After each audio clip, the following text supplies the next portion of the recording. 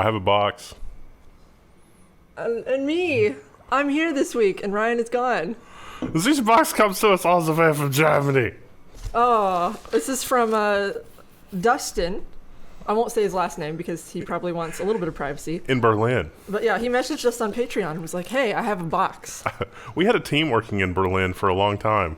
A very long time. That was before the economic collapse. Are they not around anymore? No. Oh, that's sad. The code they produced was much better than some of the other firms we worked with. But anyway. Germany has a very good eye for precision, so. Yeah, so he sent us a long list of what everything is, because, we don't know. I'll have to try and find what that is. So that's a box of cookies. What's it called? Hanuta. Similar to Knoppers, but these are from the Italian company that makes Ferrero Rocher. Ooh, these did not hold up well in the Are trip. They shapes? It's all of the weight is very unevenly distributed to the bottom. This much of the bag. Christopher Ungarish potato chips, paprika dusted potato chips, fairly popular here in Berlin. Here's 8 Knoppers. Ooh. That seems like a Christmas snack. These are some of these brands I recognize from going to the German store with my Oma, but not all of them. There's Haribo in here. I didn't see. Are they sugar free? Had you include a pack of them from Germany? I wonder if they taste different. Probably not. He sent us a Fanta. I don't know how you actually pronounce it. It's a word I read. And he said that it's different in Europe. It's a different flavor. So you've got multiple orange sodas in there. I'm gonna wait until these are cold. There's it says Clubmate, but he says it's pronounced Club Mate. I might be getting baited on that. It's not an orange soda, fizzy caffeinated tea. I've heard Mate, yes. That might not be. I might not be getting baited. Orangina. So this one isn't German. It's from Spain, but it's orange, so I picked it up. Spezi. This is a unique German drink. I've heard of Spezi. I've never had one. Orange Fritz Limo. Yeah, there's a lot of stuff in here. Look how he packaged it up so it wouldn't break. It's literally the guy from the SNL skit Sprockets on the label. Oh. I like the minimal style there. That doesn't fly in the US. You don't see minimal labels very often. Well, now we dance. I think that's changing in the design sector, but you still, mostly packaging design is insane. But yes, thank you so much for all of this. We will sample all of it. Wendell will probably sample some soda very shortly. Oh no, I hit the mic, I'm sorry. And in other news, today is July 6th, is that right? I think so. It's after the holiday weekend for those of you in the US. So, yeah, I don't know. On with the news. New UK internet law raises free speech concerns, says civil liberties campaigners. I read this and the gist of it that I got from it was basically there's just going to be one person who's responsible for determining if it meets government guidelines. Yeah, and one of the problems here is this independent oversight if they're employed by the government and the watchdog? This is not a real watchdog. And it's one person. Isn't that kind of risky in itself? Well, the one person has decided that what's some meme is horribly offensive. Just pick a random meme. I don't know. The Spider-Man meme where they point at each other? Yeah, that's offensive. That's no longer allowed. No longer. What sensibilities has that offended? It's doesn't matter. One person. Well, yeah, and it would change every time that position gets refilled, and it's weird. Seems like that would be a mess. Yeah. Perhaps our UK viewers can let us know. Maybe it's not as bad as it sounded in that article, but I was like, that sounds pretty bad. Seems pretty bad, yeah. DoubleVPN servers, logs, and account info has been seized by law enforcement. So this was a VPN provider that was frequented by criminals, and they made the mistake of marketing their service as such. And it's gone now. It's gone. I always love the takedown websites because it's literally the most generic thing you can imagine. I love it how the text and there's a little bit of a double standard here because you've made a slight mistake in how you're marketing your stuff for criminals, but at the same time it's okay, are you doing anything untoward, government? Or should we have watchdogs investigating stuff? Let's do freedom of information request stuff and see if you're using oppressive tools to spy on your own citizens. They're no, we would never do that, and if we did, it would be a completely innocent mistake. We would never. Oh wait, government watchdog may have missed Clearview AI use by 5 federal agencies in a new report.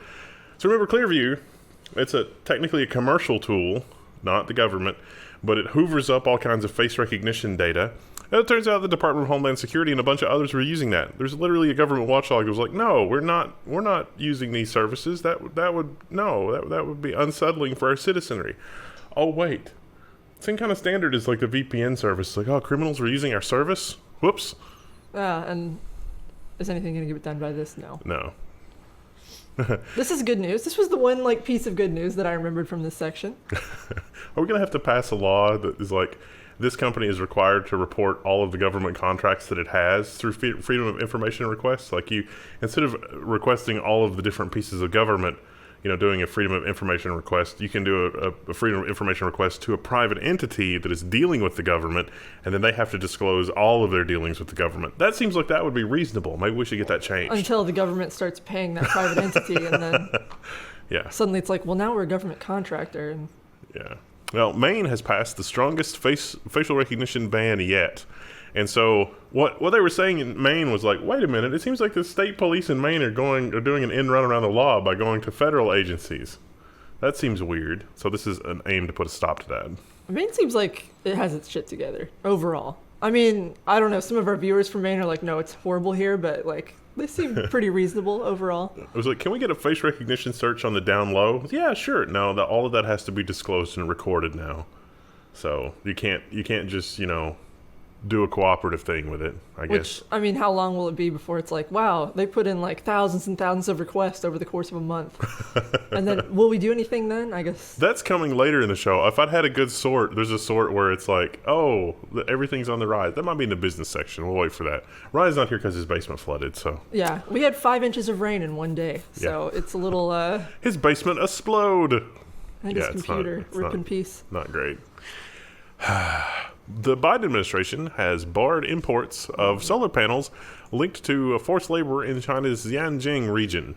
This is also it's not really a feel-good story. It's like... It's not at all. Oh, at least that's not happening as much, but it's probably still... There's still a lot of stuff that gets produced there that we're still buying. So iPhones win?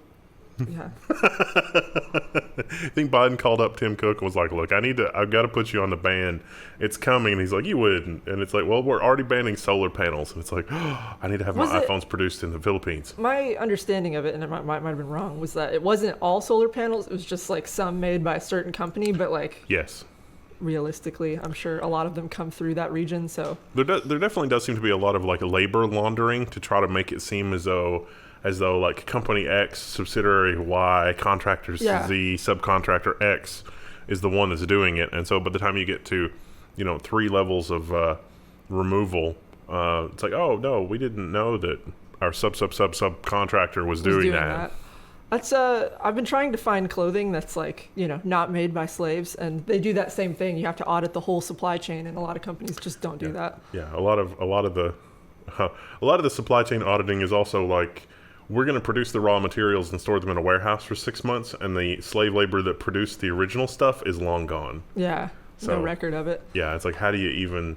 It's like, oh, this was abandoned property in a warehouse. It's like, yeah, but this just happened to be the same thing that your industry is in, and it's like... We've gotten really good at laundering those kinds of things as a species, and it's deeply disconcerting. Sad. Yeah. This was the article I was looking for. Microsoft exec says that the law enforcement and government is targeting Americans' records in a routine way. It's a horrible headline. So it turns out, and we said this before in this program, that the law is currently basically such that if your stuff is in the cloud, that you can request, as law enforcement, you can request business records. It's like, has Krista done business with Microsoft? Oh, she has, in the form of storing all of her stuff in the cloud. You can get that data with a much lower standard of requirement than a standard issue warrant. So like, if you need to get a warrant to go search your house, your evidence has to meet a much higher standard than business records at Microsoft. And so Microsoft is saying, we're champions of free speech and, not warrantless surveillance. And yet... Yeah, the guy was like, we try to fight these a lot, but we get a lot of requests. Like, a lot. You guys don't even know how many we get. Yeah. And so this, we had the report a couple of weeks ago about, the Department of Justice investigating the journalists that were giving Trump a hard time. And it was just like... Is that really the best use of our time now? Yeah, I don't... And it's like, well, let's get some records and let's keep digging and, see who they're connected to and see who they're sharing documents with. This And is I the thought kind I of was stuff a creep. Yeah, Like- I mean, it's just... But these are business records. These are not people's quote-unquote personal information. It's business records. We also had that Supreme Court ruling. It was 5-4. That was basically Equifax gets away with, everything. So I thought Equifax, you got paid like $20 for losing all your information. And we're not the only ones to point this kind of thing out. Google and Microsoft have ended their 5-year ceasefire. And so the 5-year ceasefire is like, I didn't realize that we've always been at war with. This is actually lobbying dollars. So their lobbyists have, I don't know, I guess you would say that they've been frenemies for the last 5 or 6 years. It's like Google and Microsoft interests have kind of aligned as far as lawmaking goes. They both have a lot of platforms. They both have a lot of user-generated data that they would like the minimum amount of legal protection on. But the first salvo is from Microsoft rather than Google, and it just says, hey, we've been trying to play this online advertising game, and you basically have to go through Google, and we don't like that. Well, they were like, we have certain features in Bing that Google doesn't play nicely with, and it's like, does anyone use Bing? Like, just let it fail. DuckDuckGo. Well, if Yeah. DuckDuckGo continues to gain in popularity, we've got a story about that, then probably Microsoft will just sort of very quietly buy them, I would say. Oh, that sucks. Please don't put that curse on them. They probably will be bought. Yeah. The article, this part of it really sums it up. It's like protestations about free speech aside, Microsoft may also be trying to exploit Google's heightened vulnerability to antitrust regulation around the globe. So Microsoft's just trying to drive a wedge in there, which is fine, probably. The other thing that's a big deal in terms of a global situation is like tax dodging stuff. So 130 nations agree to support U.S. proposal for a global minimum tax on corporations. They haven't said what the minimum is. I figured it was like 5%, but they say it's 15%. So I don't know. How are they going to enforce that? Because they don't really enforce it now. U.S. Treasury Secretary Janet Yellen speaks during a news conference after attending the G7 finance blah blah blah. Basically, that's the idea behind a minimum tax. Is like no matter how many tax write-offs you have, and no matter how much you have, if your global revenues are $1 billion, you will pay at least 15% or whatever the global minimum is on that tax. Doesn't matter if you're in Ireland or the U.S. Like it doesn't give you any incentive to move your corporate headquarters. It's like this is, the idea here is that this produces a level playing field. Now, of course, there's 1,000,001 loopholes, and we could have an hour-long conversation about all of the stuff that goes into this. But it does seem like that with 130 countries signed on board, they're sort of saying, well, if all of us get a little piece of the revenue, that's better than almost all of us getting no piece of the revenue. Are you saying that the people are all gathering together and sort of unionizing to bargain with the corporations? The countries, yeah. It's like we have no power. But we have power together. Yeah, that's just, I don't know. This story is my favorite story of today. It's from Reuters. Huawei CFO says that HSBC emails disprove the basis for the U.S. extradition claim. There's a lot to unpack in that headline. Basically, the deal here is that the U.S. brought up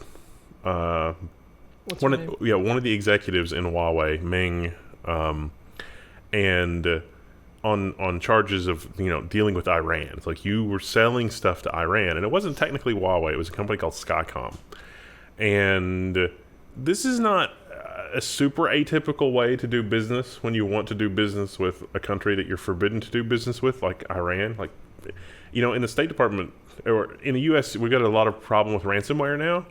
And if the ransomware gang hails from Iran, the State Department will actually track you down and be like, you paid a ransom to a gang that was in Iran. You shouldn't have done that. Because, even if they've ransomed your stuff, you're not supposed to pay the ransomware gang. Whereas otherwise, the FBI might be like, just pay the ransom and get your stuff back. It's totally okay. So HSBC is involved here. And the emails that came out do make it seem like the executives at HSBC knew that criminal activity was going on and didn't care, which doesn't completely exonerate Huawei, but at the same time we've seen this kind of thing from HSBC before. Remember the whole like drug money laundering thing? They were like, oh yeah, we'll just set up a special thing in the lobby so that your duffel bags of cash can be accepted by the tellers, because previously getting a duffel bag of cash through the little teller window, like the cutout, it was inconvenient. it wasn't large enough, and so like they had to make some modifications. And it's like, do you really expect us to believe the executives didn't know that drug cash was coming in? And so this is kind of like that with Huawei. The gist of it in the article that I got was basically like, we're going to try to pin this on our junior employees, Yeah. so that way we don't get in trouble. And I was like, oh, that's kind of scummy. Because, well, HSBC would be afoul of, dealing with Iran, which, Right. again, has very, very serious implications. And Huawei's rightly pointing out, it's like, why are you attacking us when HSBC is at least as guilty as we are? So just spread the blame around. That's yeah. also, you should try that and tell us. It says it's an immunity aid. Which one was that? Delicious. This is actually from last week because it was Oh. cold. So I was about to look at the paper. carbonated water, certified raw organic blue agave nectar, Oh, okay. That's what natural they used to flavors sweeten of citric acid. Yeah. So this is a 1 can serving size with 40 calories per can, and 1,000% vitamin C, and 167% vitamin A.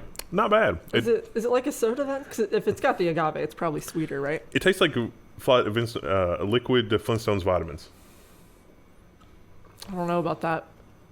I sort of associate Flintstone vitamin with like that chalky texture and like imagining that in a drink. A little bit of that. Yeah. A little bit of that chalkiness. What's the letter rating?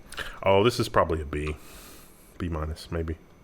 Could use a little more sugar. Not bad, though. The Wall Street Journal.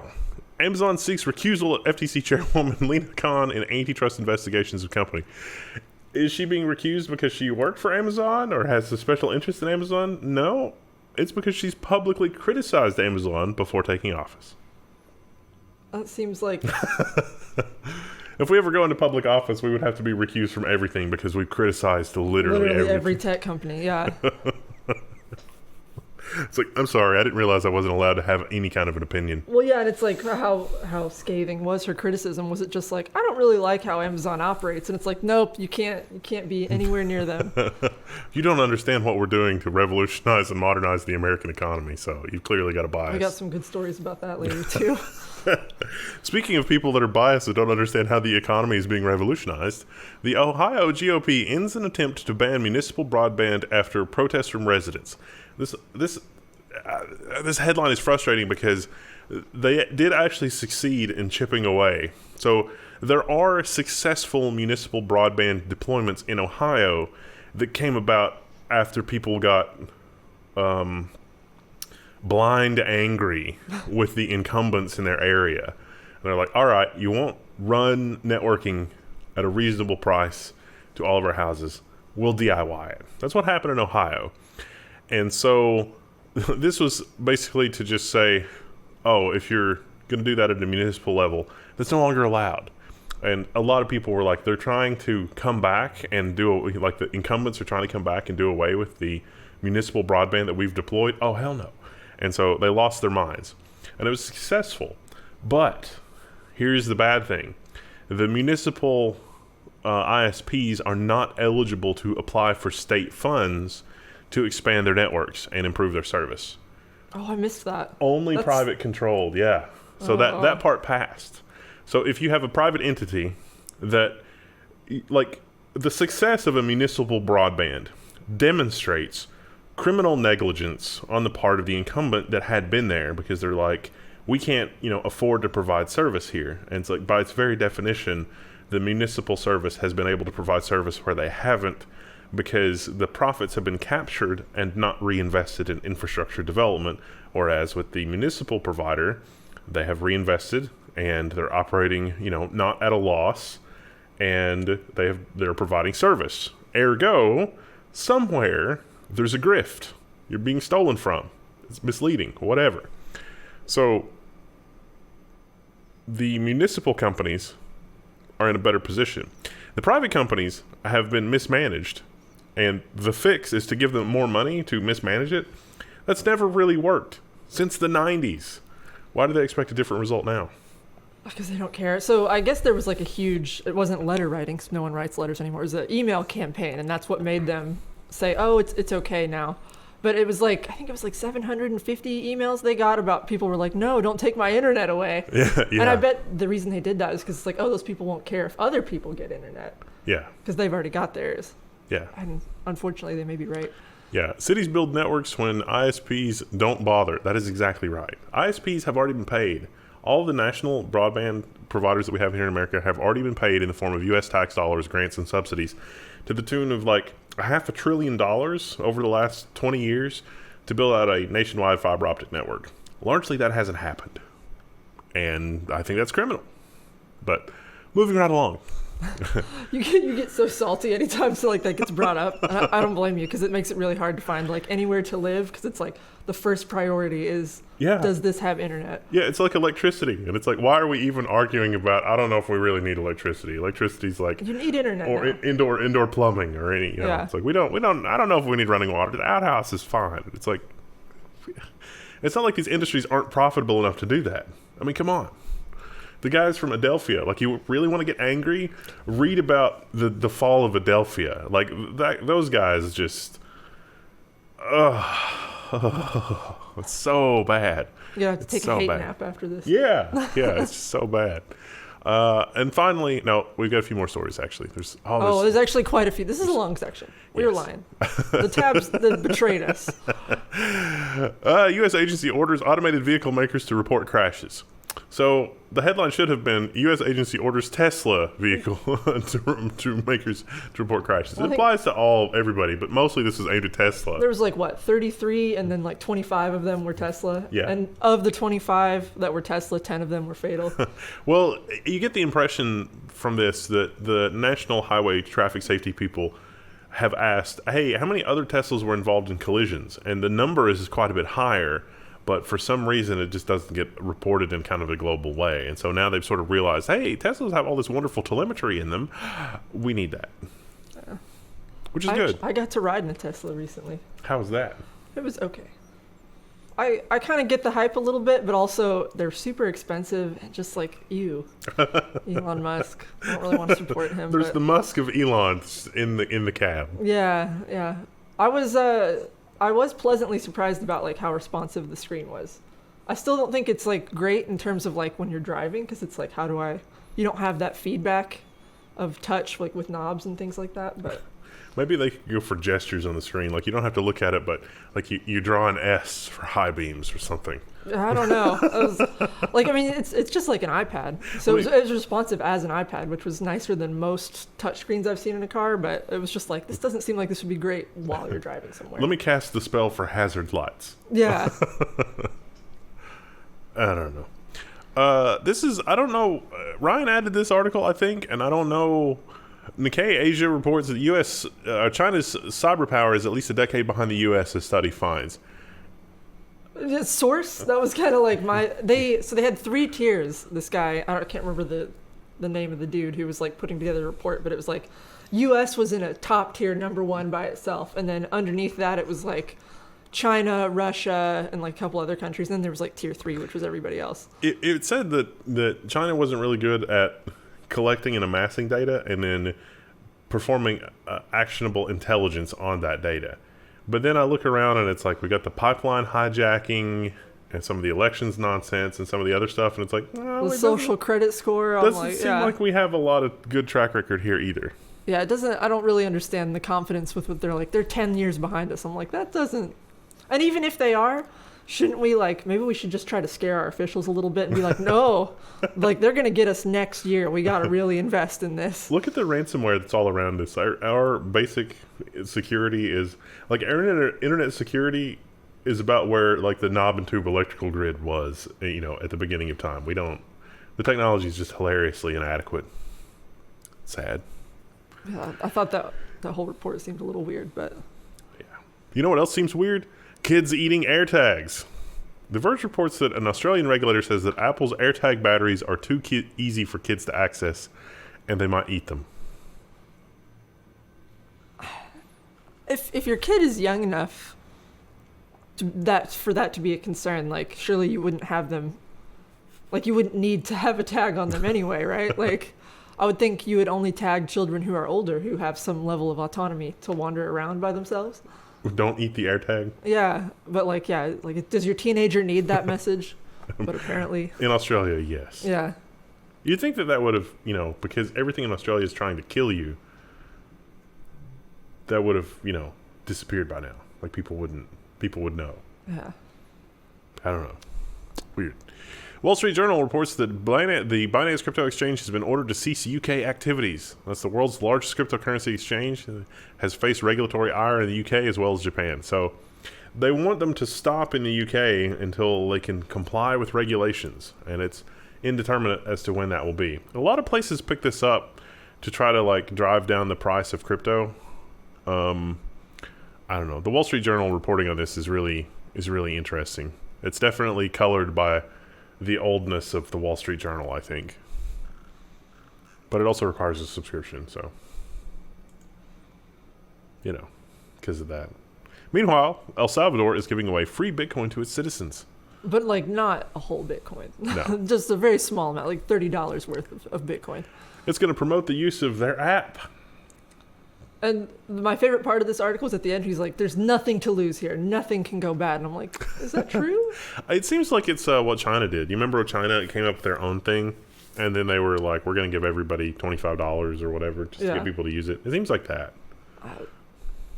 I don't know. It seems weird, but yeah, maybe it'll be okay. If it gets everybody using the thing, it'll be like here. It's like instead of giving people their stimulus check in the form of a check, it's like you got to install an app and do it that way. Probably a lot of people would have done it. Notes from Poland says that high school students have been convicted of insulting Polish president. I thought this was going to be in the nonsense section. But no, this is just government. That's a crime there, apparently. And they were facing 3 years in prison, potentially, but instead got 2 months of community service. What's dumb about it was they just made a sign that was screw the name of the guy. Yeah, that. But it was in Polish, obviously. And they got penalized for that. They were talking about some other instances where a woman called him an idiot or something online, and she got, I think, a year or something. I was like, oh. American politicians really, really, really, really want these kinds of laws here. How thin-skinned do you have to be someone called me an idiot, and I'm going to get really salty about it and put those people in prison? Yeah. Not good. We get called idiots every week in the YouTube. It's because we are. Yeah. I mean, come on. We can't fly too close to the sun. Our wings will melt.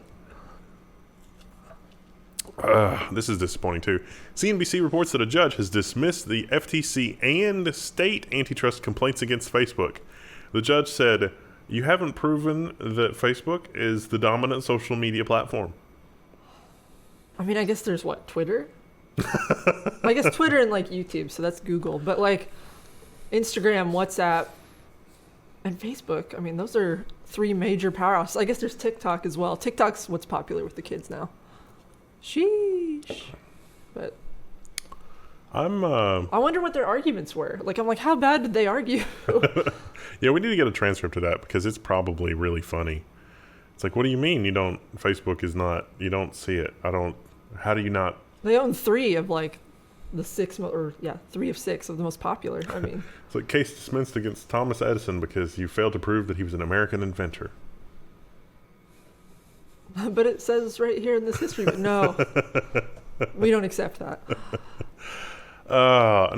This is another sort of loss for Facebook. Teen sex trafficking victims from Houston land a major win against Facebook. So they were groomed on Facebook, and the victims said, hey, wait a minute, can we sue Facebook for not stopping this?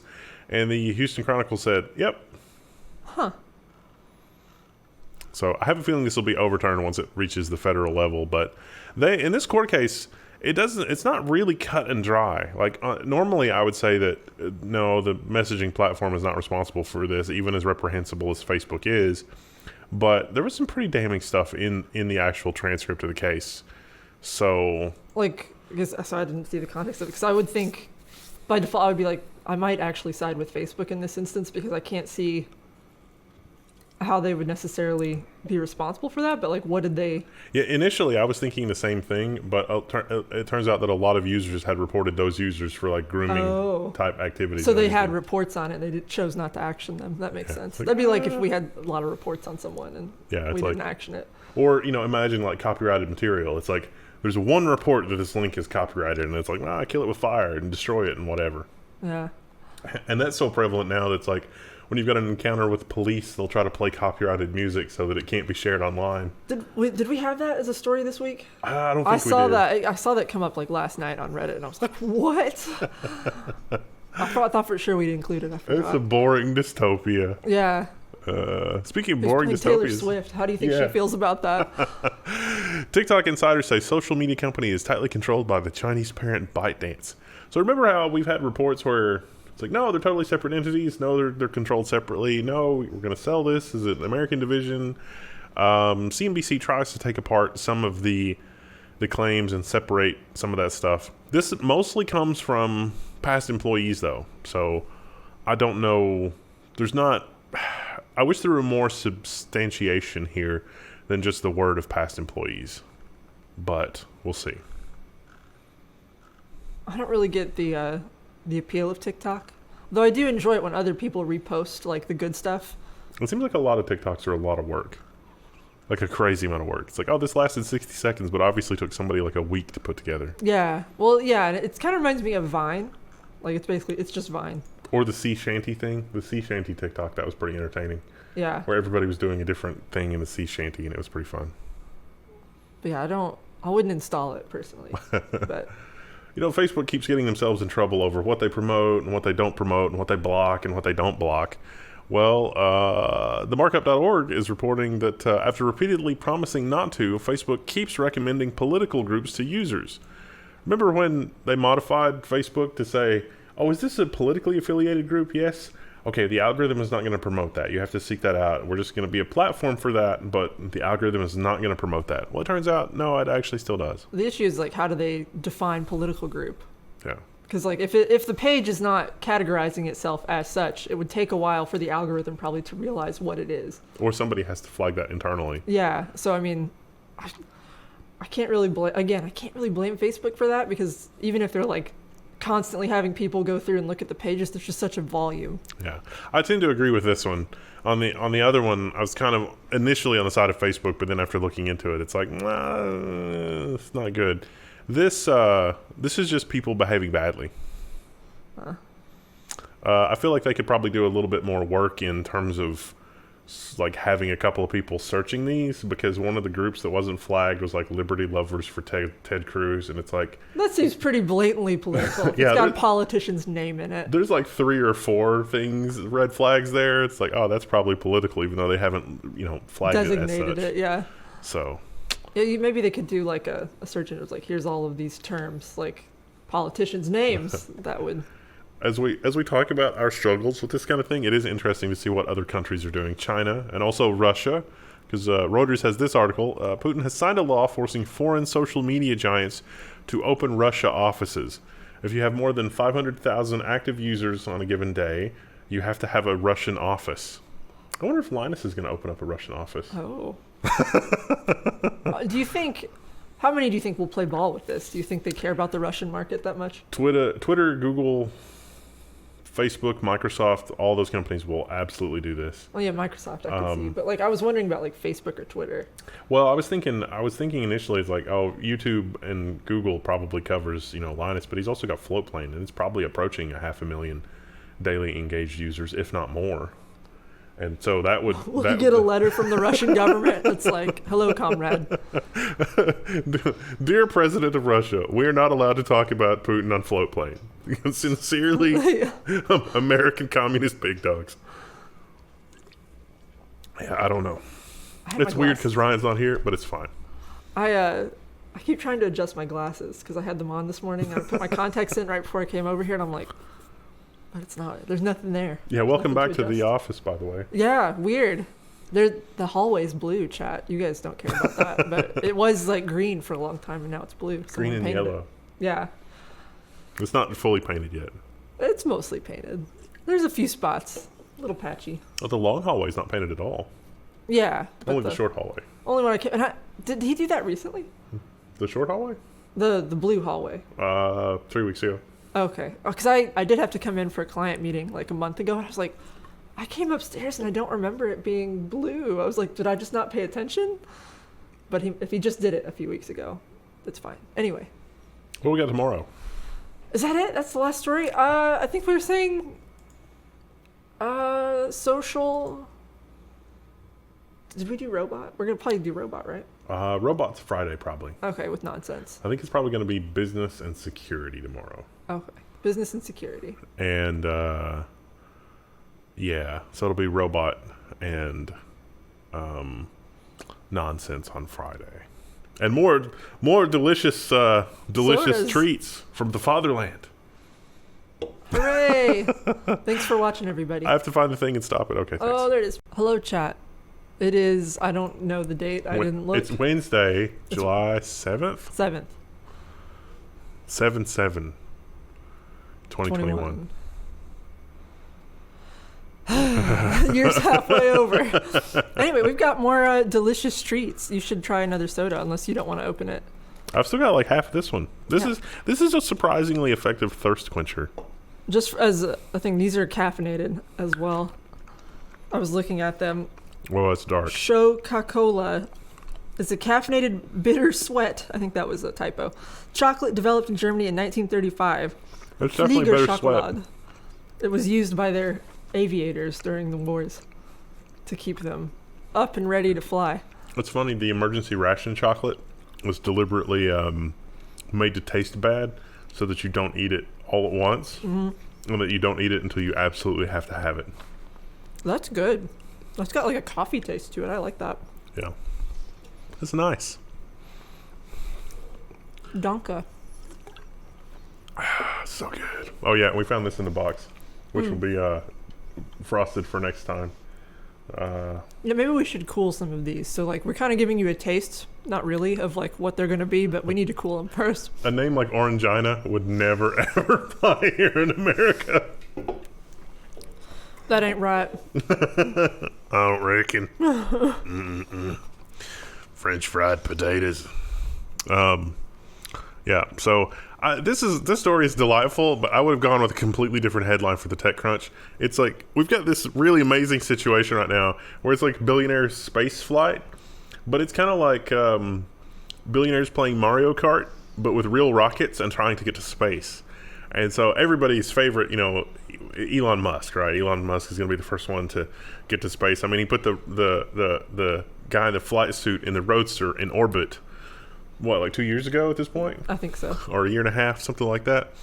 And then Jeff Bezos shows up, and he's like, I've restructured the company so that my executive role is not so extreme, so it's not such a big risk if I go to space. And then this happened. Virgin Orbit successfully launches its first commercial payloads to space. Now, this is talking about launching satellites and all this other kind of stuff.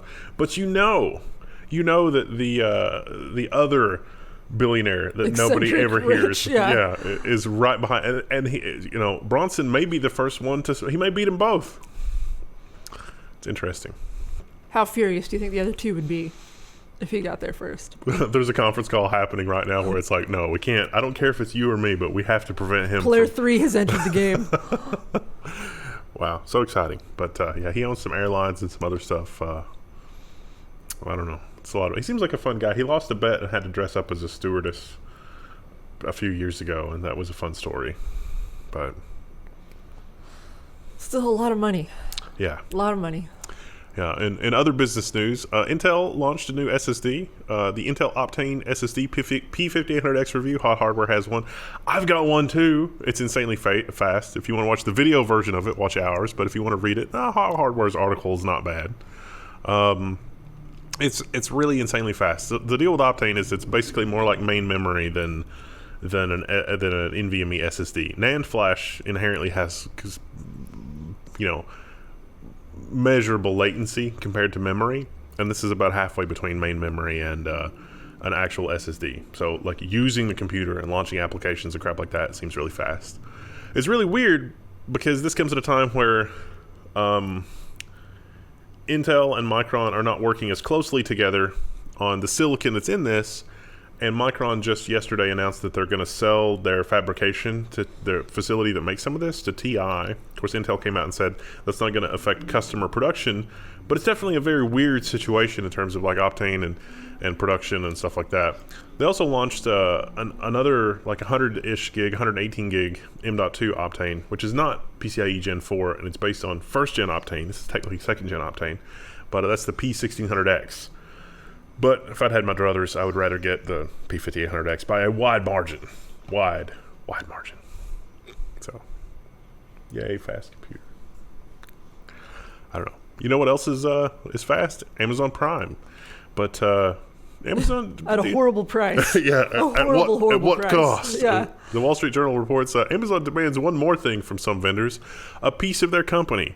This is going to be Exhibit A in the antitrust trial. And you may be thinking, he's like, that doesn't sound right. It's like, it's pretty bad. The unusual arrangements offer another window into how Amazon uses its market heft to increase its wealth and clout. The company has been under growing scrutiny from regulations lawmakers. They need to look into this, because this is hideously evil. Yeah, buying shares at a below market rate because otherwise you can't sell on Amazon. That's kind of terrible. It's almost like you found a niche, and if the only thing that lets you sell product in your niche is your vendors and suppliers, we'll take that from you, because we need to know who your vendors and suppliers are to be sure that you aren't committing fraud.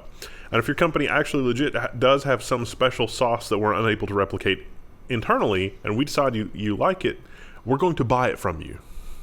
And by buy it, we mean like something maybe slightly sinister.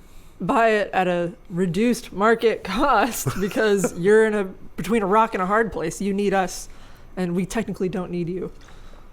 And it's not, I don't, fully 50 or 60% of this is probably not even malicious on Amazon's part. It's just that they can't help but be an inaccessible juggernaut because they're not built to be anything else. There's a guy that sells Klein bottles. You know Klein bottles? It's a bottle that only has one surface. So look up a picture. Let's look it up. Chat won't be able to see it, but this is not going to be a long episode anyway. So there's this guy that sells Klein bottles, and I might know it once I see it. It's a mathematical thing. So it's like. You know what? I haven't seen these. Never mind. Can you pull it up on the chat so they can see it, so they know what we're talking about? Yeah, this is a lot of fun. So this is you go in here, and then it goes here, and then it opens in there. And so it's a bottle that you can store fluid in because of the force of gravity. But it doesn't have a top or a bottom. It's technically one continuous piece of glass. Okay. So it's one-sided, basically, because like if you put your finger on here, you can run over the surface of the whole thing, and the thing can store stuff, but the whole like concept of like inside or outside is a little blurry, because it's like the opening for the bottle, like the fluid goes in here and then around here, and then it opens up into there. I really can't see it, but I just blinked. So I've never seen that before. So some scammers took over his company's Acme Klein bottle, and he's got a lot of good ratings, and people will buy them because of the math and the jokes and the funny. And some scammers took over his page somehow in order to co-opt his high Amazon rating. Oh. And he didn't realize what was happening, and he asked Amazon for support, and they're basically an impenetrable wall of crazy, and have been for the better part of 2 or 3 weeks. It might be fixed now at the time that you're watching this. You should double check that. And if it's not, you should yell at somebody, because this is like the dumbest Kafka-esque thing. It's just one guy. Like, one guy's like, I'm going to make and sell things in my little cottage industry. It's the American dream, and the juggernaut that is Amazon is going to help me. But the reality is that he's just been crushed under the tread of Amazon, and they're just not even aware. Like, it's not that they don't care. It's not even that they're doing it intentionally. It's just that the million-pound juggernaut is just destroying everything in its path, and it can't help but do anything else. I'll say, has he tried Etsy? But Etsy has the same problem. Like, Etsy at this point has become mostly Chinese knockoff products, and that's really disappointing, because you used to find really cool stuff on there. Yeah. Speaking of being caught under the tread of progress, Robinhood is going to be forced to pay a record $70 million penalty. Ooh. And the feds have seized the Robinhood CEO's phone in an ongoing investigation because it's like, did they really need to stop trading, or were they so heavily shorted in, GameStop that it led to their own losses and that's why they stopped trading? It's going to be really interesting to see how this shakes out because Robinhood also announced they were going to go public. Ooh. Yeah. That's not a headline you want to see right before you go public. What a dark and twisted web we weave. I don't know. This. I really wish we had Ryan here for that one because he could unpack that. Because he does all the trading stuff. It really is like a turducken of like fraud and intrigue and misdirection, because all of there's a lot of money being spent in misdirecting people as to what's happening and posting like grassroots blog articles and blah blah blah, but it's actually just somebody being paid to post nonsense. So it's really pretty crazy. I don't know. The other big news this week was Windows 11. We went over the Windows 11 design last week. We did, yeah. We did. So, Microsoft had their big event, and what Windows 11 means is we'll be stuck with millions of Windows 10 zombies. And isn't that true every time a new Windows version comes out? That always happens. Well, Microsoft posted a tool that you could download to see if your computer was ready for Windows 11, and just about every computer out there that is hand-built, if you ran the tool, it said your computer's not ready for Windows 11. Even if you got top of the line, like the latest gaming gear, it's like your computer won't run Windows 11. There was no explanation. The user interface was bad. It's poorly designed. It was like it was designed by a marketing company, honestly. And probably. And it's like, we just want to, if it won't run Windows 7, we just want to tell them it won't run Windows 7. We don't really want to give them any details. They've since pulled that and said, we probably should give you some info. But most of the reason that it doesn't run on newer computers is because there's a type of encryption module called a Trusted Platform Module, TPM, and that's off by default on a lot of hand-built computers. But it's on by default for OEMs like Dell and HP and Microsoft Surfaces and things like that. And so if your TPM module was there but just turned off in the BIOS, it would tell you your computer can't run it, which is inaccurate. You just have to go turn it on in the BIOS. And instead of just putting that in a message, yeah, they were like, no, they don't need any troubleshooting info. Yeah, no, it's like your computer's too crappy. You need to buy a new one, and it's like, I don't think that's true. So they pulled the tool, but there's just endless articles, blowing that out of proportion and making a big deal about it. And TPM modules, like you can buy a TPM module if your computer just doesn't have one, and shove it in your computer. And they went from about $5, which is an inflated price, to about $100. Whoa. I want to be able to upgrade to Windows 11. Do you, though? Do you really? I think you'll be fine. You'll be fine without. Microsoft also had some security problems this week. We're technically still in business, but it's kind of security. So Microsoft signed a malicious net filter rootkit. So again, cryptographic signing. We're talking about the TPM module, and Microsoft is saying, we need out-of-band cryptographic modules in order to protect our binaries and run stuff. And then they do something as dumb as this. They literally signed off on a rootkit that's in a driver. So, this is bad software. And Microsoft said, no, we trust this software. If it's signed by Microsoft, it tends not to be scrutinized by antivirus software or anything like that. So, this is a big oops. Really big oops. Having the TPM module doesn't help you from this because the code is literally certified as okay. Command and control server. This is the URL. So this is the stuff you can flag, stuff you can set on your firewall if you're into that kind of thing. But it's just not a good time to be Microsoft if you're Microsoft. Oh, it's crashing. Oh, it's fine. Uh-oh. It crashed. Oh, it's fine. It's fine. We're okay. It crashed. And then this is the other story, is it's like, okay, the TPM module won't protect us from those kind of accidents, but what about this stuff? It's like, Microsoft's June Windows print spool patch doesn't block remote code execution. So there was a big security patch, and Microsoft said, okay, we got the security patch, everybody's got the security patch, now we can disclose the horror of this Windows print spooler vulnerability that'll let you go from pleb tier user to full system administrator. And we got it fixed, don't worry about it. And then somebody tried to run it against the patch, and it worked. They didn't patch it. So they let the cat out of the bag, and the patch doesn't work. So I hope you've patched your Windows machines, or at least shut down the print spooler service, because if you can run print stuff, you can take over the machine. If you're running a print spooler on a domain controller, just throw it out. It's already too late. I love that they released the patch. They released a patch that doesn't work. Yeah, that's... was that just the result of bad project management? Someone was like, just get it done. And it's like, but we need more time. No, we need to release it today. And they're like, they just released it quiet, like doesn't do anything. Yeah, I like to point out during this that they fired all their testers. You know, like Barnacle-Leys. They fired Barnacle-Leys. It's like those guys. This is, maybe we need some more testers. Yeah. I don't know. It's like, not everybody's sitting around just waiting for the world to fall apart. Some people are trying to fix it. Like Neva. This is from Fast Company. The ad-free, privacy-first search engine from ex-Googlers. So it's a search engine from people that used to work at Google, now work at Neva. And they said that the ad model is kind of like, you get the high from tobacco, but it's going to give you cancer. Depending on ads, is that cancer? That's what they said. How long do you think they keep it running before they realize they need ads to, like, scale? I think that you probably do need ads, but you don't have to do it in this way. Like, you don't have to have our audiences... At the very top of the page, and yeah. Yeah. Well, I mean... But you also don't have to have our audience's social security numbers to decide that they're probably interested in technology. Right. I mean, we didn't have that in the 1950s, and advertising was just as effective then. And perhaps slightly less so. In other business news, Intel announced that they were delaying Sapphire Rapids Xeon CPUs to Q1 of 2022. They said, well, the hyperscalers already have it, so companies like Amazon and Google... But they found some bugs.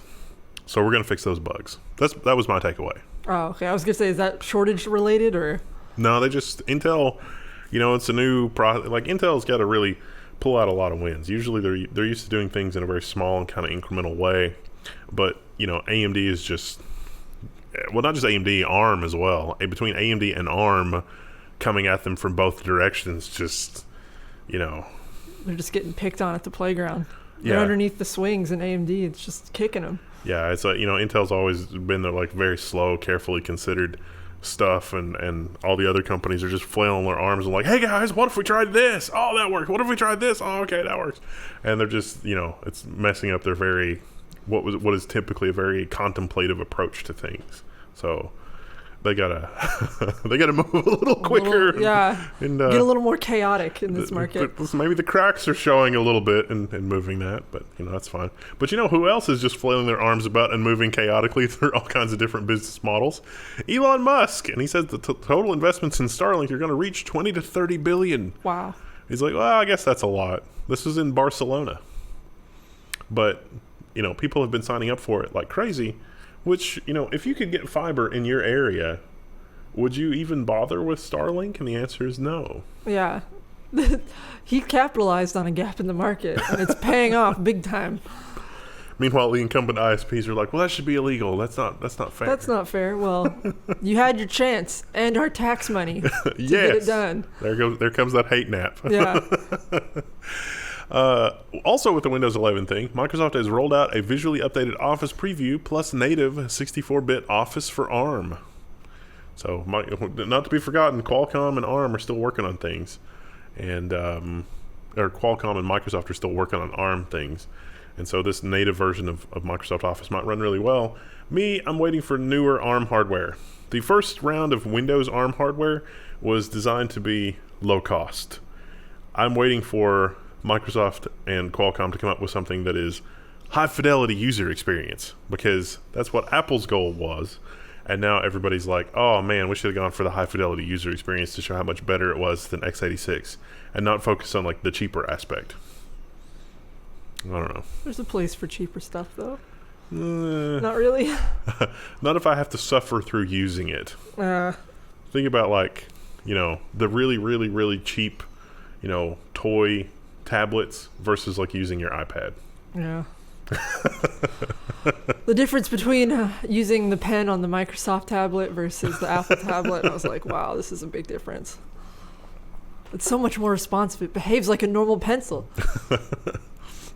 Gizmodo, I think the link in this story description is Bloomberg, but Bloomberg was like, we detected weird activity from your network. So it's like, all right, you know what? We're just going to Google your story.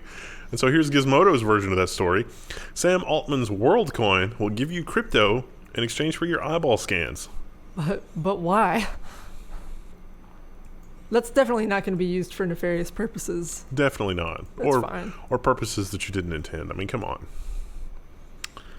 All right, we got some rapid fire stories here. YouTube TV is going to add a $20 monthly upgrade to support 4K and offline viewing.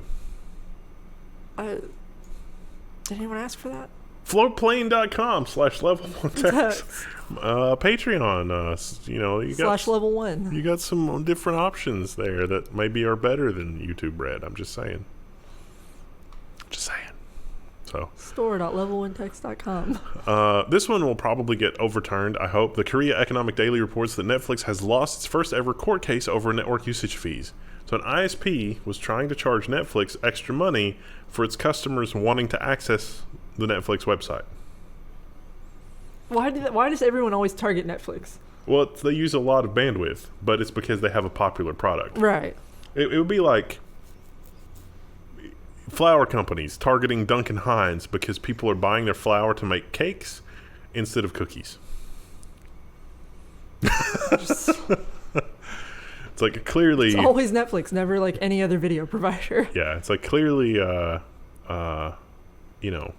people don't understand. Like if you go to one website and it works really well, and if you go to another website and it doesn't work as well, it's probably the website's fault.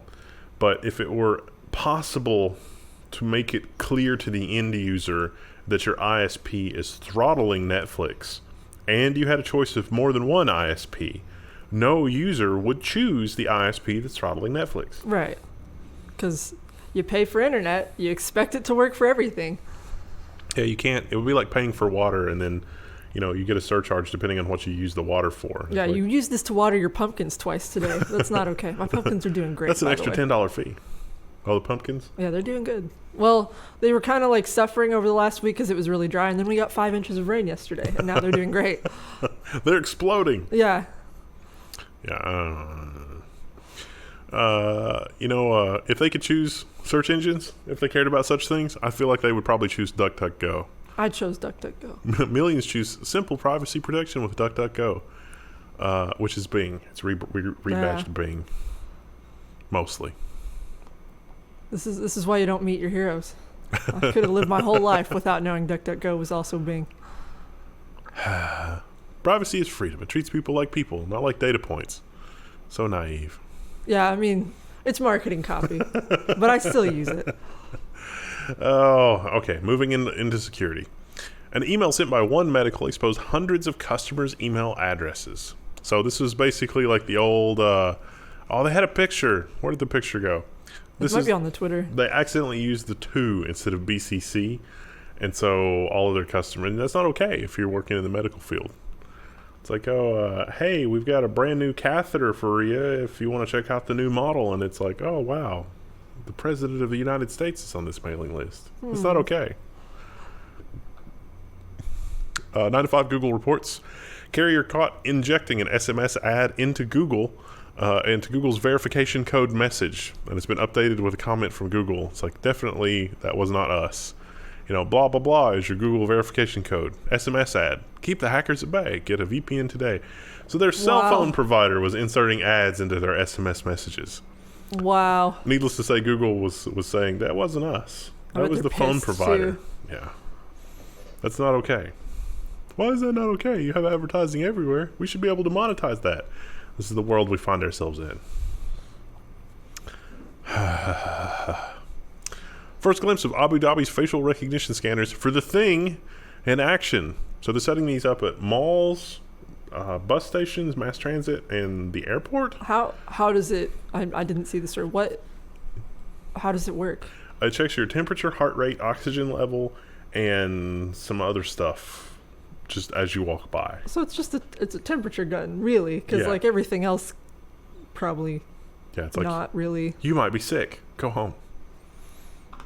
But it also does facial recognition to be like, who is this person? I thought the masks kind of offset that. No, they've gotten better at being able to detect it. After getting a giant sample size this past year. Yeah, well, I mean, the accuracy is still like 82%. It's still it's like, eventually they're going to start arresting people, and it's going to be like, wait, this isn't the guy at all. It's like, the accuracy's still awful, but, it's still there. It's still being recorded. And still used. This one is definitely a level 1, I told you so. 9 to 5 Mac reports that the LinkedIn breach reportedly exposes data of 92% of users, including inferred salaries. So if you uploaded your stuff to LinkedIn, guess what? It's out in the world now. Remember that lawsuit? It was last week. I was like, oh, it's a terms of service violation to scrape our website. I think I made the joke. It doesn't matter. The hackers already have it. I was right. Here it is. Yeah. Ouch. Yeah, it's not good. Speaking of other things hackers got away with, Safe Dollar stablecoin drops to $0 following a $248,000 What a DeFi horrible exploit on name. Polygon. So this is a cryptocurrency created to be the same value as the US dollar, but there was a bug in their implementation, so now it's not worth anything. It's not so stable, is it? There's a lot more to it than that. You should check out the article, but yeah, it's just, don't try to do your own crypto. I mean, come on. Oh, Bloomberg No. got us again. This Unusually activity from your computer network. This was the face recognition scanner story, so I just closed that. It's just gone now. Don't worry about it. All right, what's next up? How big tech created a data treasure trove for police, including Newport. There's not anything that's really new information in this about Newport, but we included this because this is worth looking at to try to explain to like your parents and grandparents and stuff how the police force is expanding. Even if their budget stays the same, and even if literally everything stays the same, because your Ring and your Alexa and your Google Cloud and your cell phone and everything else is all just constantly collecting data for marketing purposes, it doesn't mean that can't also be used for law enforcement. And so this is kind of an article about those kinds of things. I feel like I've explained that multiple times to a lot of older people in my life, and most of them just don't care. Yeah. They're like, oh, but the Ring, I can make it play music and stuff. And I'm like, well, or not the Ring, but the Alexa. Make it play music or order stuff for me. And I'm like, it's listening to you all the time, though.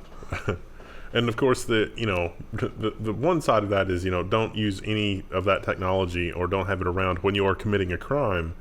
But at the same time, a lot of the warrants for that kind of thing is show me everybody that was in this area. Yeah. And if you happen to be cutting your grass and you happen to just be like right on the edge of that, it becomes a, sort of prove you didn't rob this bank situation because, well, the data says that you're on here and we trust the data, even though you don't really have an easy or straightforward way to analyze the data or refute the data or make sure that there's no mistakes in the data.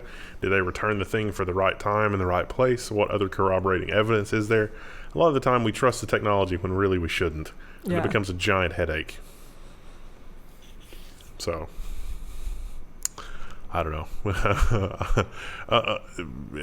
Embrace our no privacy future, I guess. You'll own nothing and you'll be happy about it. Yeah, that's sort of becomes the thing that we keep going back to on this. If you got a WD MyBook, unplug it from the internet. Another exploit hits the WD MyBook Live owners. This is a really interesting story. Of these. There's two stories, like recommended security measures for WD MyBook Live and WD MyBook Live Duo. So these products have a feature in them called Universal Plug and Play, which means that they'll talk to your router and say, hey, I'm ready to accept connections from the internet. I'm secure. I'm really well made. The problem with these is that these devices haven't been supported or updated in years, and security issues with them have been discovered. There was one known security issue with them and one unknown security issue with them. And together, hackers were able to exploit those and remotely wipe them. What actually seems to have happened is one hacker co-opted all of the MyBooks that they could get to on the internet to turn them into a botnet. So they continued serving files and being on the network for their owners, but somebody somewhere had remote control of thousands of them, and they could use them for denial of service or attacks or whatever. There's not a lot of horsepower there in terms of computation, but somebody had remote control, but it didn't really interfere with your data. Somebody else noticed that somebody had control of those devices, and the easiest way to get the first person out was to just erase everything. Ooh. So the second person exploited a previously unknown vulnerability to take over and erase all of the devices that were in use. And so Western Digital initially said, hey, it's your fault for using an old product. That was a little tone deaf. And so they have since said, oh, our bad. We will pay for data recovery services and help you exchange your product for a new product. Whoops. Please don't give us a lot of bad press. Please don't leave us 1-star reviews on Amazon. We need to sell more products to make up for this. We're going to be fired by the algorithm if you keep leaving us 1-star reviews. So it's not really a happy ending. It's kind of a happy ending, I guess. Unless you did something drastic, you'll probably get your information back. Because it didn't zero the drive. It just did a quick erase. So I feel like that they'll set up a deal with a lab and be able to get the information back in a pretty reasonable fashion. But That sucks though. Yeah, good lord. It's in other news, in our slowly eroding. 14 years after a sexual assault in Tampa, a man has been charged with rape because he entered his own DNA into a genealogy database. So how this came about was the police collected a lot of forensic evidence at the time this happened in like 2007, and they sent that to a genealogy database who said, yeah, we've got a match. And then they got a warrant to find out who that was, and they found the guy. This happened in Florida, but they found the guy in West Virginia, and then he turned himself in Florida. So it looks like it's going to be the guy. Well, it doesn't look like this is a false positive or anything like that. But yeah, there's not really a statute of limitations for this kind of a crime. That's how they got the Golden State Killer as well. Like, it wasn't even him though; it was his family member who like got a 23andMe kit, and then they were like, "Huh, this looks really similar to all these DNA samples we had from like these rapes and murders in the 70s." Pro tip: don't do crime. Yeah, maybe just don't do that. That'd be the first tip. I mean, it's easy with crimes like that where it's like it's obviously a crime for everybody, and it's morally reprehensible. But it becomes more ambiguous when what you're doing is not morally reprehensible and also not a crime, but then later becomes a crime, and then it's like, well... Yeah, I don't know. You'd have to write really specific legislation to make that, to navigate it, and I feel like it would be changing all the time because the tech changes so quick. Yeah. Yeah. Speaking of things that, maybe you've been accused of something and it's not you, PS3 players banned, latest victims of surging attacks on the gaming industry. So this is a delightful story. Sony left, like the LinkedIn leak, Sony left a database of all of the PlayStation 3 serial numbers and their customers online. And it turns out that you can just clone a PlayStation 3 serial number. So cheaters and people that just want to cause trouble have been cloning people's PlayStation 3, and then you can sign into the PlayStation Network as them and play games, do all that kind of stuff. And then they're getting banned, and then the regular people are like, wait a minute. Why did I get banned? And Sony has not been yet clued in that this is their own fault. They did this to themselves. Or maybe they know and they're trying to figure out how to spin it. Yeah. The marketing team's working overtime before 4th of July. So this is going to be a fun one for us to yeah, it's like good luck playing your thing over the holiday. Yeah. Not happening. This one's a really fun one. NFC flaw lets researchers hack an ATM by waving a phone. So there's a video. You should watch the video. Basically, there's an NFC reader here, and the dude's phone hits the NFC reader with a payload much larger than it expects. It's classic buffer overflow. The company said, oh yeah, we were aware of that, and we fixed that like 2 years ago. But he was able to show that a lot of the devices that are in the field still haven't been patched, even though they were aware of it. So now it's really well known they're going to have to work twice as hard to get everything patched. But he was basically able to run arbitrary code on these devices just by having an absurdly large NFC field. Not good. Not good. No. Oh, that was the last story. That's it. That was it. The last one was the bottle. You've almost made it through a whole week of Level 1 news. Hey! Woo! And then Friday we've got nonsense. Robot and nonsense. The two best sections. We've got the dancing Hyundai Boston Dynamics robot. You should tune in for that. It's really exciting. And also Linode. More Linode. Yes. There's always a link for Linode. And more candies. We'll try a different one on Friday. Oh, yeah. What is it? I'd have to look at the list. Knoppers. I'll try Knoppers. And there's Knickknacks, Double Crunch Peanuts. Not sure what to say about them. They're a great snack when having drinks with friends. Knick-knack, paddywhack, but he didn't give our dog a bone. Anyway, we'll enjoy these. Thank you. Goodbye. Gotta find the button. Oh no, awkward. Oh my gosh, hello everybody. Today is July 9th, and we're here with, I almost said business, AI and nonsense. And also, we got some random stuff from Germany. Yes. This week. Have you tried one of these yet? No. Kinder Regal? Apparently, so from the note, apparently the filling of this is the forbidden egg filling. It's got candy in it? Yeah, but like you can buy these, but you can't have the eggs here in the U.S. Oh. The Kinder eggs. Yeah, because I might accidentally get choked on plastic. Never mind the microplastics. It's delicious. Yeah, don't think about that. Don't ever. I had one of those earlier. Those are good. Those are these things. You like it? I like anything hazelnut. 10 out of 10. I want to grow hazelnut in our yard. That's some good ASMR right into the mic. What does that taste? It's hazelnut. No, the other taste. That's rich. I need milk. I don't know what that taste is.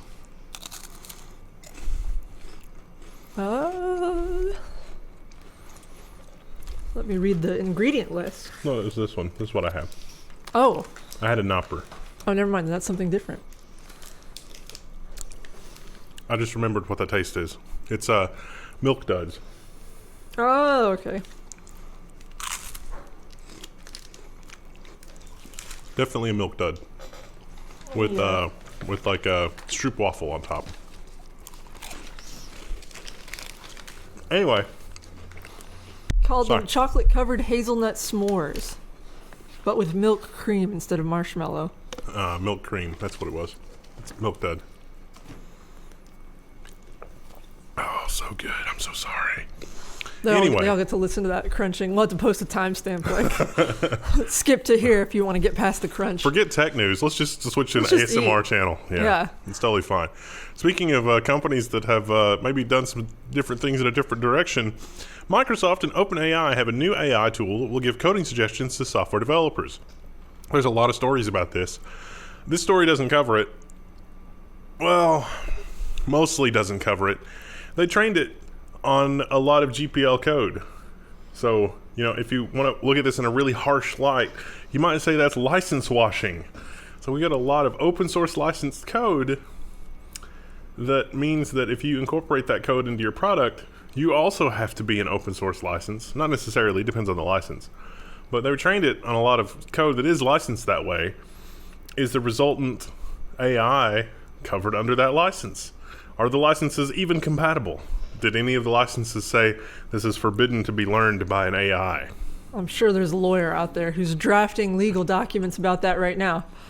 I saw a lot of people being like, this is going to replace programmers, but that doesn't really seem to be the case in my mind. Because they say that about every technology that comes out. They're like, programmers are going to be obsolete, and it never quite turns out that way. Listen, there is nothing more infuriating than someone who doesn't know what they don't know, trying to Google the things that they do know in an effort to understand the things that they don't know, but they're not even aware of the things that they don't know. Like, the depth of their non-knowledge. Yeah, I mean, it really is just, there's nothing more frustrating than dealing with an individual like that, because it's like, look, I'll take care of you if you tell me to just take care of you. But if you're like, I'm going to Google this and make up all kinds of crazy stuff, I'll just let you drown. Like, it's just not, you're not worth saving. Right. I mean, that could be cool, though. It might be a nice tool to use every now and then. We'll see. We'll see. Yeah, probably not, though. Yeah. But who is worth saving? People that need a temporary pacemaker. So scientists have developed a wireless pacemaker that dissolves in the body. There's a picture here of it breaking down. Yeah. Now, I'm pretty sure on day 35, all those little particles are going straight to my brainstem to form brain cancer. Yeah, so they haven't done human tests yet, because that was the first thing I was like, have they put this in a person? So they've done it, I think, in like rats and dogs. And they're like, yeah, it dissolves as expected, and it does its job. But like, I would kind of be concerned by having that big of a piece of plastic dissolve in my body. I mean, again, we're all eating microplastics, so maybe it's fine, but like... So much microplastics yeah. in all this snacking.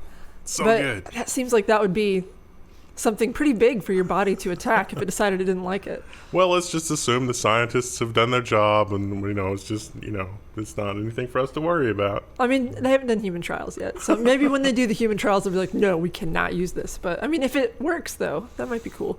You know what else is actually working fine?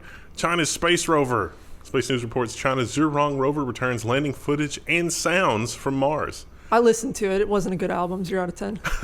Mars does have a very thin atmosphere, so you can kind of hear the wind blowing over a microphone. Yeah, I listened to the first 30 seconds, and it was just like... I was like, oh, Mars sounds awful. Somebody is going to run that through AI, and it's going to be like, this was a message from the devil translated by some kind of AI. A religion is going to form around it. It's weird, but obvious.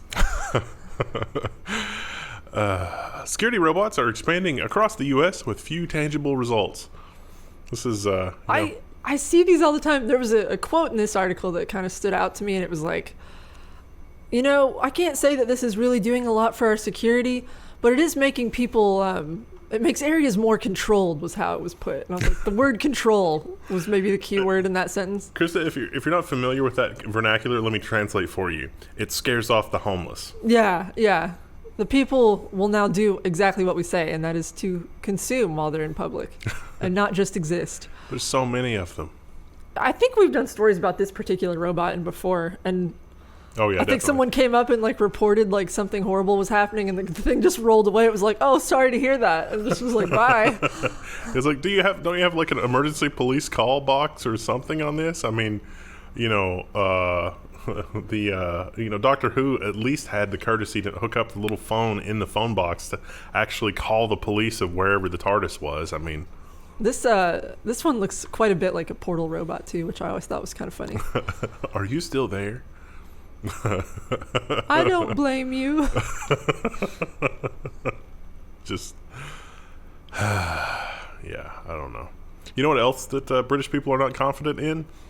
Autonomous cars. Not just the robots. Also, only 12% of UK drivers will be confident sharing the road with an autonomous car. So it was 47% are very unconfident, or 42% are very unconfident, and 35% are undecided, and then 12% were like, yeah, it's fine. So it was the way that the survey was worded, I think. That probably produced that result. It is still kind of new tech, we'll say. Yeah, I don't know. What are the roads like in Britain? Are they super curvy and awful like they are here? Probably. People people that come here are under the impression that it takes a very long time to travel 30 miles. Yeah. So it doesn't.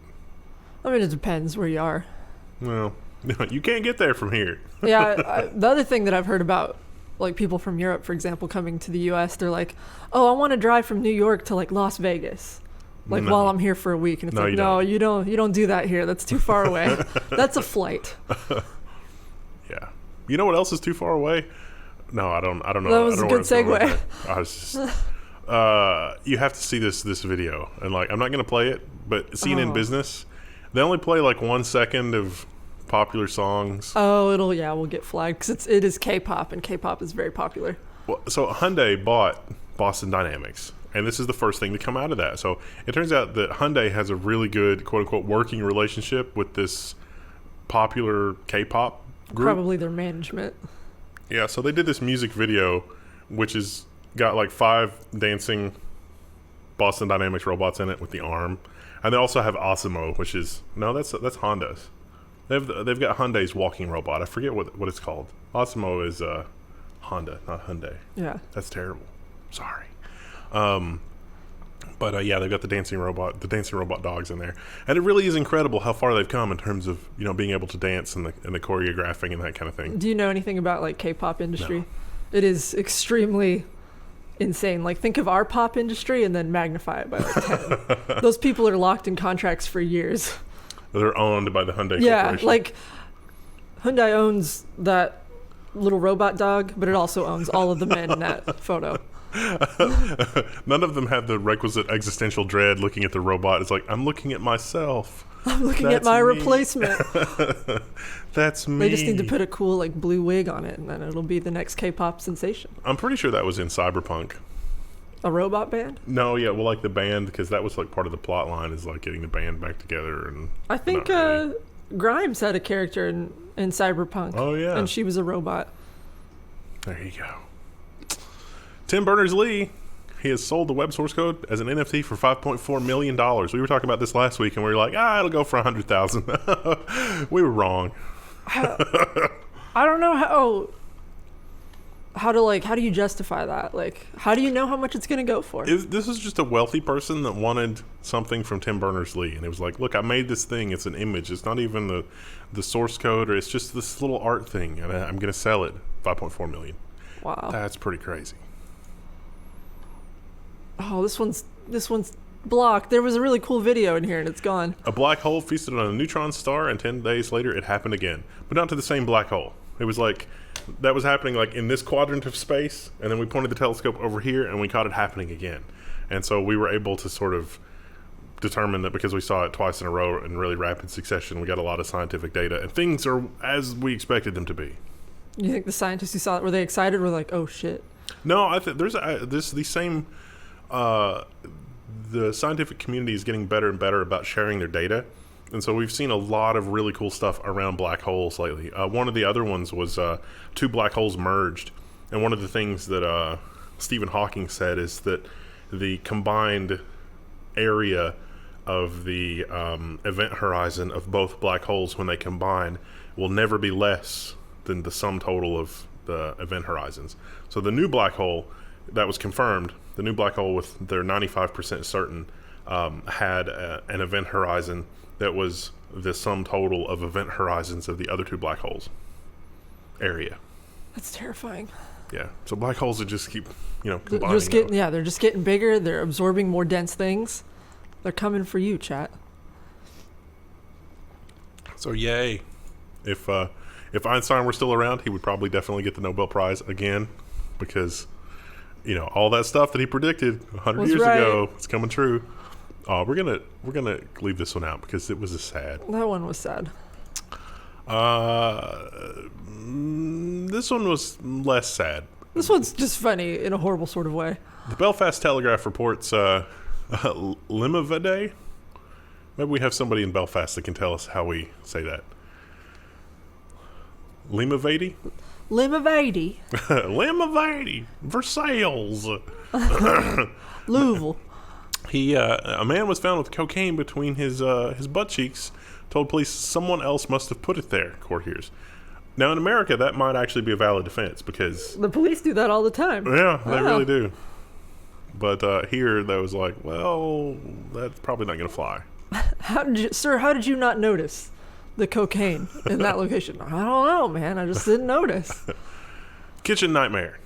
A chef dies after falling into a massive vat of chicken soup. This was in Iraq. It was at a wedding, too. They were cooking a giant vat of chicken soup, and the chef fell in the chicken soup. Fortunately, they noticed, but he didn't make it. Oh, my God. I assume he probably just got, third-degree burns all over his body. Yeah. He'd been working as a cook for 8 years. Can you imagine, every time you think back to your wedding, you're thinking of that guy? I wonder why Ryan included this one. Because Ryan has a dark sense of humor, and he'd be like, wow, how ironic is that? It's like, oh, it's kind of just sad, though. We did have that movie, 4 Weddings and a Funeral. This is a combination wedding funeral. Oh. Maybe there was some sort of pun he wanted to include. Also, this was another one where it's like, I don't. This one was good. I thought this one was pretty funny. It says, police break up an exorcism in the lumber aisle of U.S. Home Depot. Oh, it crashed. Is it okay? Yeah. Oh, it's back. And there's not really any other details other than there was a hooded figure and there was some type of exorcism going on. It was 2 dudes, and they were in the aisle, dressed in all black, and they were moaning and chanting, according to the police Facebook post. And they think they were doing some kind of exorcism, and so then they got escorted out. Haunted. Maybe they were de-enchanting the price of lumber, which might be good news for Ryan. He's going to require some renovation, probably. I hope it's just... We got so much rain yesterday. I hope it's just like a fluke. He's going to have to pop open his wall. And no, really, he'll probably have to dig out the outside of the wall once he knows where the water's coming in, and then reseal it and then bury it again. That sucks. We got a little bit of water in our basement, but it's just because we need to tamp down the dirt on one side of the house, and so that's kind of our fault. And it only leaks when it rains a lot. So when I was working on the gutters at the new place, there was a little pipe sticking up out of the ground, and I was like, oh, I bet that's a pipe that carries it away. And so I dug it up, and it went around the corner, because it was at the corner of my house, and it went around the corner, and I was like, okay, cool. And there's a drain on the street right over there. Yeah. So it's going to go down and take a curve at some point. And so I kept digging and digging and digging, and it went down, and it stopped right at the basement window. And it was What is this doing? Why wouldn't you? What's the plan here? You gotta go that way at some point. You gotta go away from the house. Why would you just end here? Yeah, I mean That's bizarre. We have a sump pump, and ours just drains out into the yard, like away from the house. You don't point it back at the house. Yeah, it's just like, why is this here? What was somebody thinking? And it was really old. At least I think it was old. It's old clay tile stuff. So I mean, it's like, what even is this? Trees love to dig into that. Oh, this is a headline that you'll like. Yeah, this was bait for me.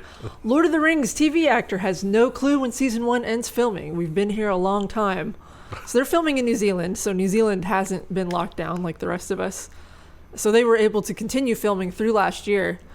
But it kind of sounds like they're maybe off the rails a little bit. Like, they're still filming season 1. I thought they were just supposed to do like the first 2 episodes, and then like they were going to edit them and watch them and make sure they were good, I guess, and then keep filming. I don't know if they've even done that process yet. I'm not sure where they are in the season yet. This guy made it sound like he had no idea what was going on. They would give him the lines the day before, and then he would just show up and be like, here's what we're doing. It's like, okay. Oh, that's so hard to... Like, that's hard because you get the lines right before, but also, like, with this particular source material, you can't read the book and kind of know where your character's going necessarily, because this is all, like, based on notes and short stories. It's not, like, one cohesive narrative in the way that Lord of the Rings is.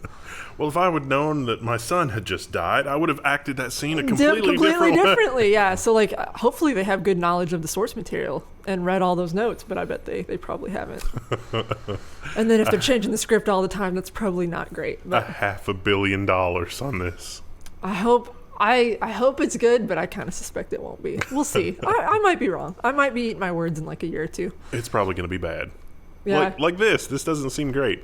New dental slim device helps patient lose weight by locking their teeth shut. Now, the innovation here is that instead of wiring your jaw shut, which is not a new invention, this still allows you to talk, but not to talk enough that you can eat. Solid food, that is. This reminds me of like people who eat the tapeworm. It's like, you're that desperate? Just how are you going to brush your teeth? Oh, I had braces for years. You can't tell anymore. Or do like the tongue scraping thing, because you get some really nasty stuff in the back of your mouth. I had this thing that goes across like the top of your mouth. It's called a bridge. So it's hooked on either side of your teeth, and then you have a key that goes in it, and you have to like turn the key, and it stretches your mouth slowly.